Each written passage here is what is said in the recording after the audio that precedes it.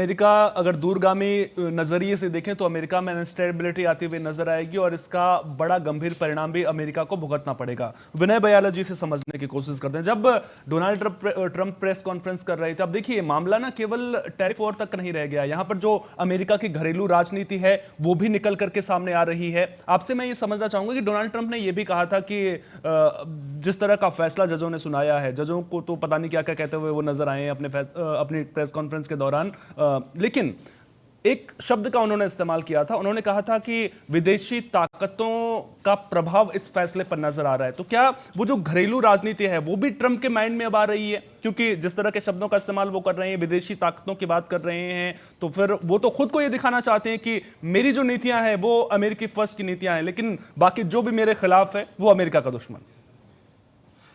इसका मतलब Donald Trump मान रहे हैं कि इनके जजेस क्या फॉरेन पावर्स के प्रभाव में हैं? नहीं, ऐसा नहीं है। इनके जजेस ने जो जजमेंट दिया, 6-3 का जजमेंट दिया, वो सही जजमेंट दिया। उन्होंने एक बात यही कही कि अमेरिकन राष्ट्रपति की पावर अनलिमिटेड नहीं है, पावर कांग्रेस की अनलिमिटेड है, कांग्रेस कर सकती है। और तो ट्रंप ने स्वयं अपनी और अपने देश की साख को गिराया है, ये तो तय बात है। ईरान को लेकर पिछले 5 महीने से बंदर कूद करने के बाद भी हम लोगों ने आपके चैनल पे बार बार ये कहा, मैंने ये कहा कि अमेरिकन राष्ट्रपति ईरान के ऊपर कुछ नहीं कर सकता है, सिर्फ वो बंदरों की तरफ कूद सकता है, उसने कुछ किया नहीं। और उसके इशारे पे चल रही जो ईरान क्रांति थी, शाह ईरान के बेटे की, वो सब खत्म हो गई। तो जो लोग ईरान के पक्ष में थे उनको खुशी हुई कि यह एक आंदोलन खत्म हुआ। इस आंदोलन के मर जाने का या डेथ हो जाने का इसका पूरा डिस्क्रेडिट ट्रंप को जाता है। ट्रंप ने वहां भी बेइज्जती सही। अभी इसको लेके जो टैरिफ वॉर है उसमें भी ट्रंप की प्रेसिडेंट मैक्रो ने कल कहा है, कभी ना हार मानने वाला व्यक्ति भी हार गया। उन्होंने कहा कि ये प्रेसिडेंट की हार है, लेकिन यह व्यक्ति अभी भी, इनके एक प्रोफेसर हैं, उनका नाम है प्रोफेसर कैथलीन, उन्होंने कहा है कि ट्रंप अभी भी he will try his best to find options. वो और तरीके, इनके एक मंत्री ने भी कहा है कि we have a plan B. उन्होंने 150 दिनों के लिए ये जो अभी सेक्शन 122 के अंडर में जो इन्होंने लगाया है, ये 150 डेज के लिए, 5 महीने के लिए, he will find ways and means to impose his will, अपनी इच्छा को थोपने का ये पूरा प्रयास करेंगे। लेकिन बात ये आती है, आर्थिक पहलू एक अलग चीज है।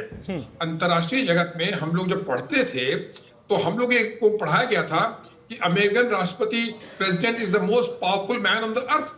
आज इसने उस कहावत को, जो कहते थे कि अमेरिकन राष्ट्रपति सबसे शक्तिशाली व्यक्ति है, उसने उस कहावत को भी धूमिल कर दिया है।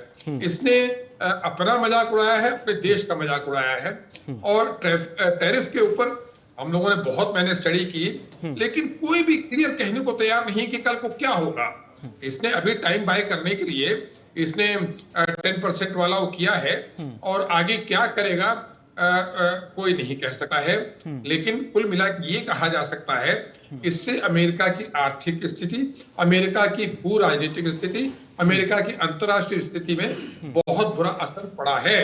और जो अमेरिका के दुश्मन हैं वो लोग खुश होंगे कि आज अमेरिकी सुप्रीम कोर्ट ने ही अमेरिकी राष्ट्रपति को लताड़ लगाई है।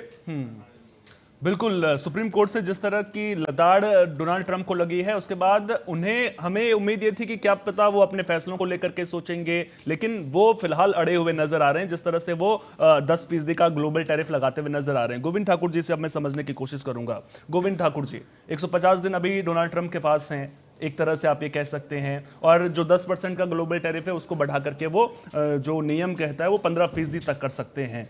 इसके अलावा 4 विकल्प उनके पास, अगर आप नियमों को देखेंगे, संवैधानिक तरीके से समझने की कोशिश अगर हम करें तो 4 विकल्प हमें डोनाल्ड ट्रंप के पास नजर आते हैं, जहां पर उन्हें कानून में टैरिफ लगाने को लेकर के छूट मिलती है। लेकिन एक चीज जो निकल कर सामने आती है, जो कोर्ट की ओर से भी कहा गया है कि आप देशों के साथ में युद्ध की स्थिति में नहीं है। अब जब आर्थिक खतरा आप पर बढ़ रहा हो तब राष्ट्रपति को वो शक्तियां मिलती हैं, लेकिन अब जब ग्लोबल टैरिफ 10% का लगाया गया है तो क्या इसको लेकर के भी सुप्रीम कोर्ट तक जो याचिकाकर्ता हैं वो जा सकते हैं? क्योंकि वैधानिक पहलू पर अगर समझने की कोशिश करें तो कितनी पावर अभी राष्ट्रपति के पास वहां पर नजर आती है और क्या इस टैरिफ को भी हटाया जा सकता है? देखिए सोहन, सुप्रीम कोर्ट के जो वर्डिक्ट है, जो ऑर्डर है, जो डायरेक्शन है, उसको अगर देखा जाए तो उनका साफ साफ यही कहना है कि ठीक है, सुप्रीम पावर आपके हाथ में नहीं है प्रेसिडेंट के, लेकिन ये बात ज़रूर है कि संसद से उसको आपको मंजूरी लेनी पड़ेगी, तब जाकर आप इस तरह के अस्थायी रूप से इस कानून को आगे बढ़ा सकते हैं। फिलहाल ये अवैध है। तो देखिए, अवैध तो उन्होंने घोषित कर दी है, लेकिन बात सारे वक्ताओं ने यही बात कही है कि ट्रंप है, कुछ भी कर सकते हैं, किसी भी तरीके से अपने हिसाब से आगे बढ़ने की कोशिश करेंगे। मेरा भी यही मानना है सोहन कि ट्रंप किसी भी तरह से 6 महीने का समय लेकर कोई न कोई ऐसे कानूनी पेचीदगी निकाल के एक रास्ता निकालने के बाद, और हो सकता है कि संसद से भी उसे मंजूरी लेने की कोशिश करे, लेकिन संसद में क्योंकि देखिए वहाँ की जो सरकार है उसमें कांग्रेस में सिर्फ 5 ही सदस्य अधिक हैं रिपब्लिकन के, डेमोक्रेटिक के 247 है और 253 आपको रिपब्लिकन के हैं, तो सिर्फ 5 ही हैं। और सीनेट में भी यही हाल है, 53 है आपको रिपब्लिकन के और 47 है इनके डेमोक्रेट के। तो ऐसे में कभी भी इधर से उधर हो सकता है, लेकिन जो बातें अभी सबसे गौर करने वाली बात है कि सुप्रीम कोर्ट के ऑर्डर आने से पहले भी वहाँ के कॉरपोरेटर, जो छोटे खासकर कॉरपोरेटर थे, उन्होंने निचली अदालत में अपील की थी और निचली अदालत ने उन्हें ये वर्डिक्ट दिया था कि नहीं, ये इस तरह के रेसिप्रोकल जो लगाए गए हैं वो गलत है और उसको अवैध घोषित किया था।